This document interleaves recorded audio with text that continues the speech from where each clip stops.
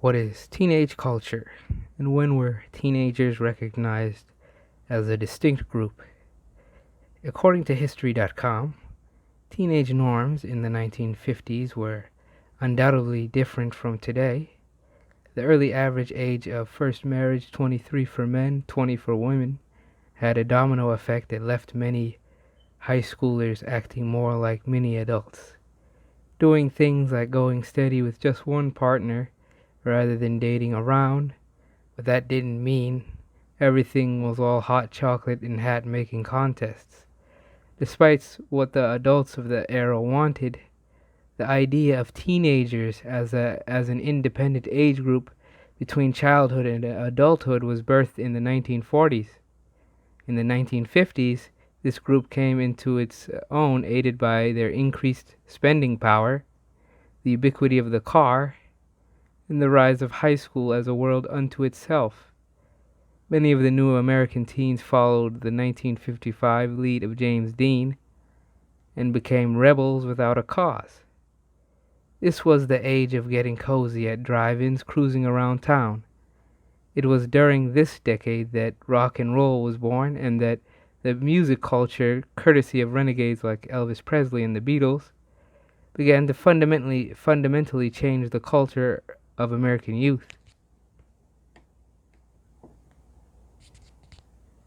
According to DP.LA, the term teenager was first introduced to American public in the 1940s as a moniker coined by advertising executives looking to sell their products to a new audience. The concept of a distinct youth culture had begun to develop in the 1920s, but throughout the Great Depression and World War II, young Americans were expected to put aside any frivolous activities or unnecessary spending for the sake of the nation's well-being.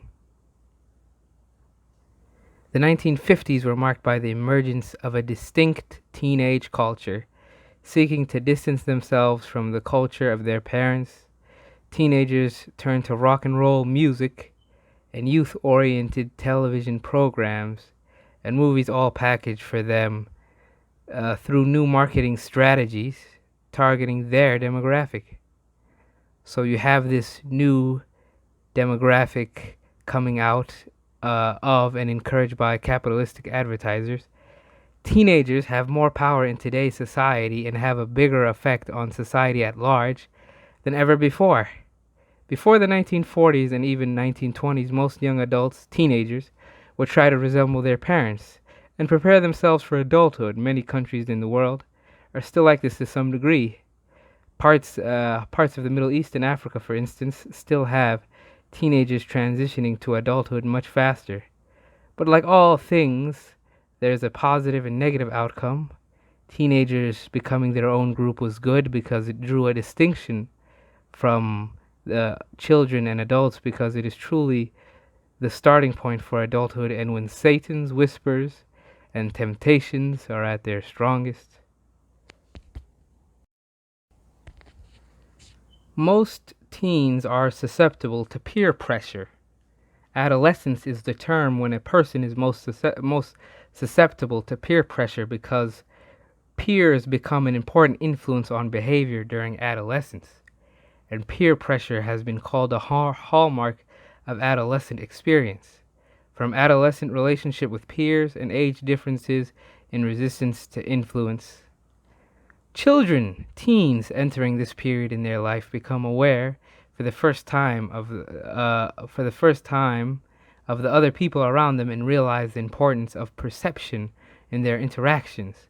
Peer conformity in young people is most pronounced with respect to style, taste, appearance, ideology, and values. Peer pressure, Kevin Durkin. Peer pressure is widely recognized as a major contributor to initiation of drug use in adolescence, particularly in adolescence. Parental and peer influences on the risk of adolescent drug use journal. Literature reviews in this field have attempted to analyze the norms present in the interactions and decision-making behind these behaviors. A review conducted by Bongart et al.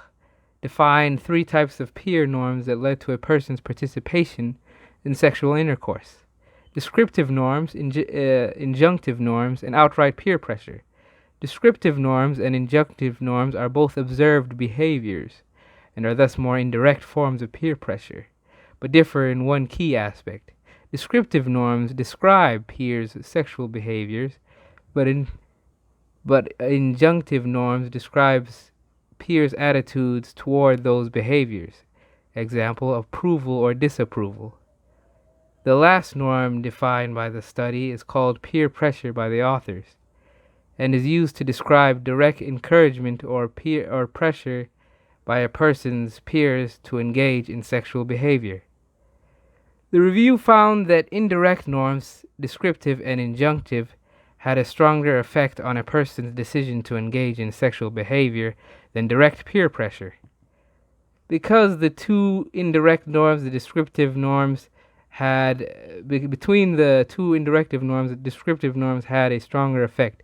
People were likely to try out what they thought their peers were engaging in rather than what they thought had approval in their peer group. Source Wikipedia. And the teenagers are even pressured into doing drugs like alcohol or smoking cigarettes. So why am I talking about peer pressure in relation to teenagers? Because teenagers are the most powerful group, especially in the Western world.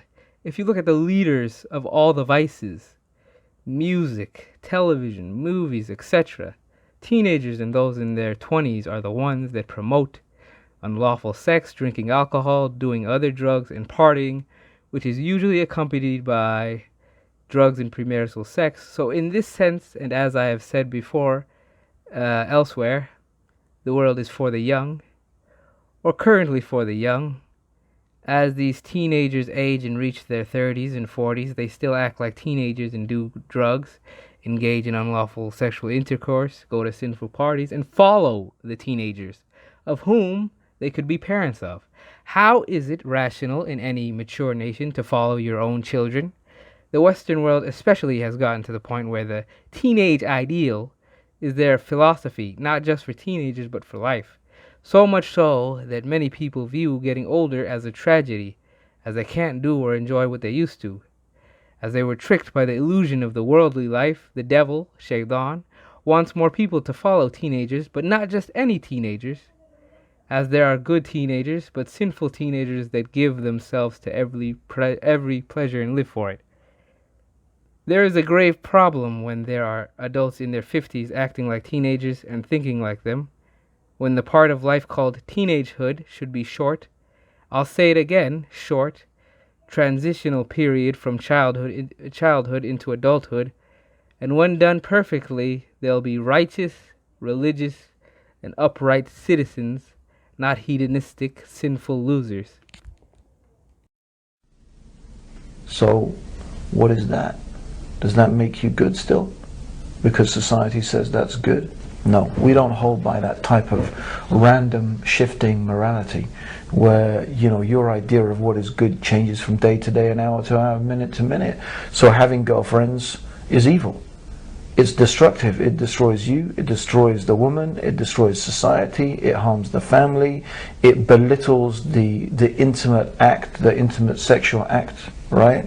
Which is not a bad thing. Sex is not a bad thing in Islam. Sex is a good thing, but it's good within the context of the husband and the wife, and they enjoy that relationship. And the sexual act, the intimate act, is something that is given by God, obviously for reproduction. That's one reason, but not only that, it is something that brings the man and woman close together. It is an extremely intimate thing, and through that they bond. And through that they become close together. Now, if this act of sex is just treated like, I don't know, like, I have sex like I eat food. Whenever restaurant I like, whoever I like, whatever I like, right? Then when it comes to marriage, what is there really to keep those two people together? What is there to reinforce, to make that bond? Okay, we read the same books, we watch the same movies, You know, I mean, these are not things to keep a marriage going. And this is one of the dangers when, you know, when promiscuity becomes abundant, when people think that, you know, you can just have sex with anyone and whoever you like, then that we believe that act, that intimate act, has been created by God to be enjoyable and to be enjoyed, but within the intimacy of marriage, and that reinforces the marriage, and it builds the marriage, and it builds the relationship between the husband and the wife. So by forbidding that outside of that context, then you reinforce the family and you reinforce the relationship between the husband and the wife. This is the beautiful wisdom of Islam. This is the beautiful wisdom of God's guidance, and you could see that, you know, if people in society only followed that, we would have stable families, we would have stable societies. But no, we live in a highly sexualized society, you know, where this intimate act is, you know, allowed in all sorts of directions that has not been approved of by God. Not in the Quran, nor in the Torah, nor in the Injil, or in any previous revelation that God had sent to any prophets. Okay, so what we see in society is a moving away from this, and I don't think it's right for a person to claim that I'm a good person when you're doing things that are evil things. You know, that's just, we can't accept that.